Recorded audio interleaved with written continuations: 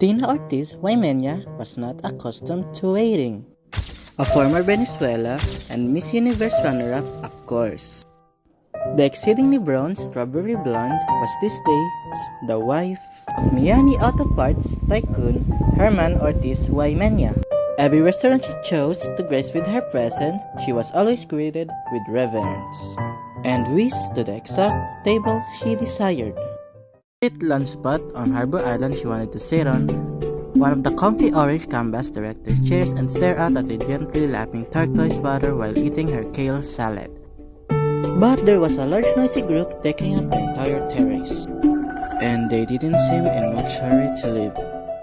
Bettina fumed as she glared at tourists, happily savoring their lunch in the sun. Look how tacky they were, the women, overly tan, wrinkled, and saggy, none of them properly lifted or Botox. Felt like walking up to their table and handing out her dermatologist's business card. The men were even worse, all dressed up in all rumpled shirts and short, wearing those cheap straw hats sold at the trinket shop on Dunmore Street. Why did such people have to come here? The 3.5-mile-long paradise with its pristine pink sand beaches were one of the best-kept secrets in the Caribbean. A haven for the very rich filled with quaint little wood houses painted in shades of cherries, charming boutiques, chic oceanfront mansion turned into inns, and 5-star restaurant to rival St. Bart's. Tourists should have to take a style exam before being allowed to set foot on the island. Feeling that she had been patient long enough, Bettina stormed into the kitchen, the fringe on her crocheted butchie kaftan top, shaking furiously as she made a beeline for the woman with a shock of pixie-cut blonde hair manning the main stove.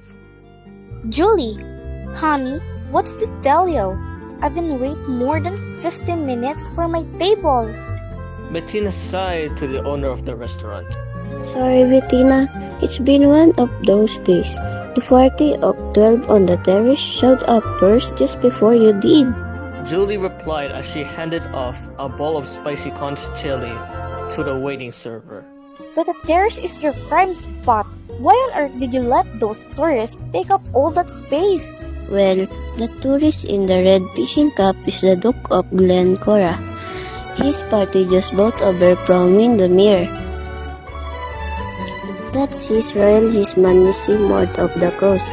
Isn't it the most handsome sailboat you've ever seen?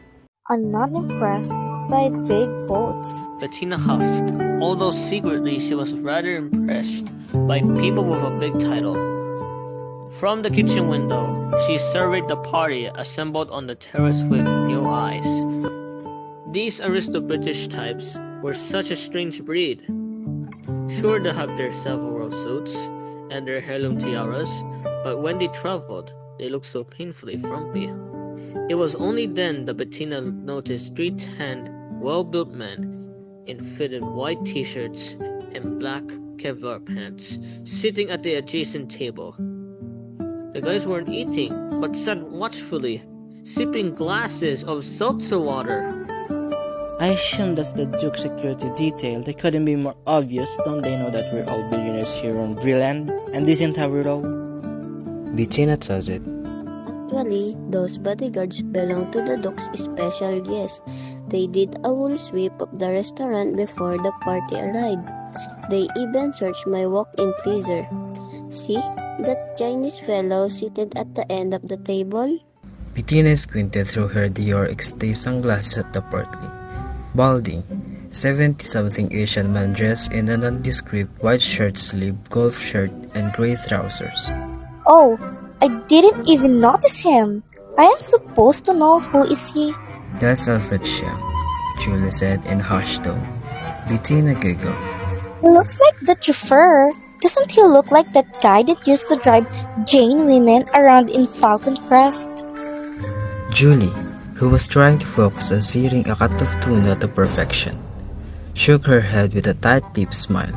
From what I hear, the chauffeur is the most powerful man in Asia. What's his name again?